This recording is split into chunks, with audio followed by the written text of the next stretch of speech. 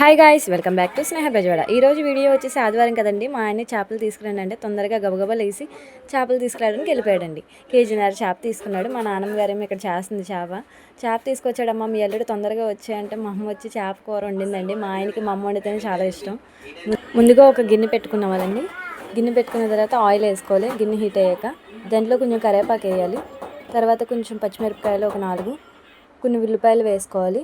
ఉల్లిపాయలు బాగా వేగిన తర్వాత కొంచెం బెండకాయలు వేసుకున్నామండి. బెండకాయలు వేసుకుంటే చాలా టేస్ట్ ఉంటుంది. వంకాయ కూడా వేసుకోవచ్చు, కానీ మాకు బెండకాయ అంటేనే ఇష్టం.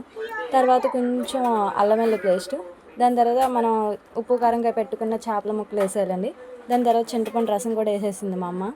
దాని తర్వాత లాస్ట్లో అండి కొంచెం మనం మిక్సీ పట్టుకున్న టమాటా పేస్ట్ వేసుకోవాలి. మా కన్నయ్య గాడేమో టేస్ట్ బాగుందంటే చూడండి ఎలా ఉన్నాడో. దాని తర్వాత మా ఆయన తింటున్నారు. చాలా బాగుండింది మా అత్త అని మురిసిపోతున్నాడు. దాని తర్వాత మా స్నేహితులు కూడా చాలా బాగుందన్నాడు. అదే నేను వండితే ఎన్ని పేర్లు పెడతాడు మా ఆయన.